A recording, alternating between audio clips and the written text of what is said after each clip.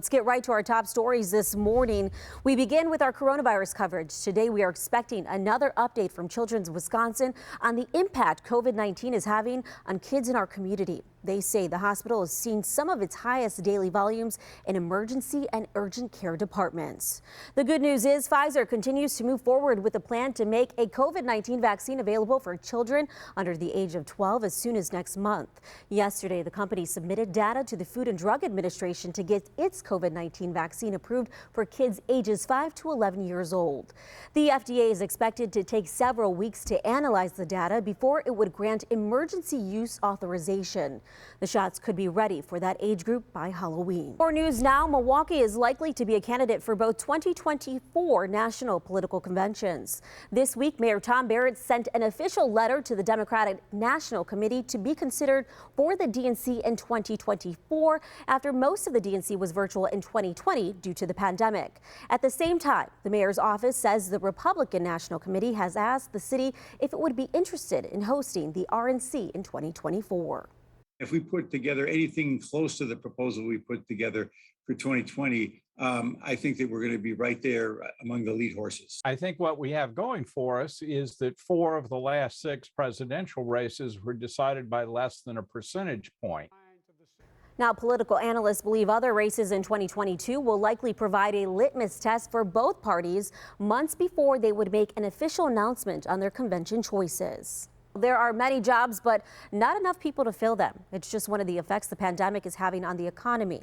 Maya Rodriguez looks at what can be done to deal with it and what 2022 might mean for the country's staffing shortage. We're starting to see that fog kind of roll over us. We're out here located on Layton Avenue and Quincy Street. But as you move further west to Layton Avenue and Hall, that fog is really dense in that area. So as you're traveling out the door, this is something to keep in mind. Please use extra caution. Marissa gave you some great driving tips. Slow down your speeds, increase that following distance as well, just in case you do run into that fog. Now, across the metro area, we are coming in completely green this morning. No crashes or delays across the interstate system. So no matter where you're traveling this morning, your drive should be pretty smooth.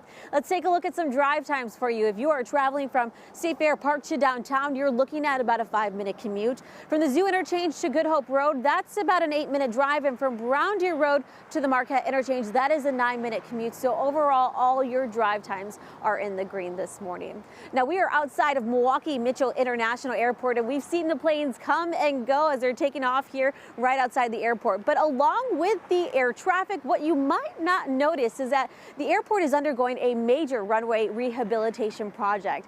It's not impacting air traffic right now, but it is one of the largest projects in the airport's recent history. Seeing some foggy conditions. Right behind me is Layton Avenue, and towards the intersection, right where those traffic lights are, that is Hall Avenue. And it's kind of hard to see that down that stretch of the roadway because of how foggy it is here in this area. So on the west side, right on Layton Avenue, you're going to run into some dense fog, but as you move further east, things are clearing up out on the east side of Layton Avenue. So as you are traveling out of the door this morning, please remember to just increase that following distance, slow down, use caution, and keep your headlights on even though that sun is starting to rise this morning. Taking a look at traffic conditions across the metro, we're not seeing any crashes or delays out there. Milwaukee's Lancaster School is going virtual because of a COVID outbreak. Kids will have to take online classes until next Tuesday. Out of the more than 300 students and staff within the school, there have been 12 positive cases of COVID-19 reported, which is above the district's 3% threshold.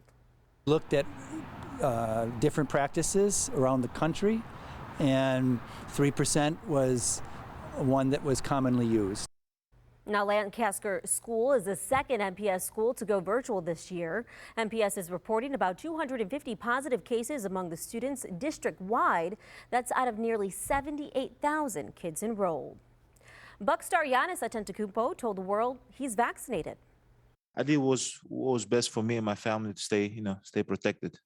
Yeah, I'm vaccinated. NBA players are not required to be vaccinated this season, but several teams, including the Knicks, Nets, and Warriors, face stricter local rules which could keep unvaccinated players off the court.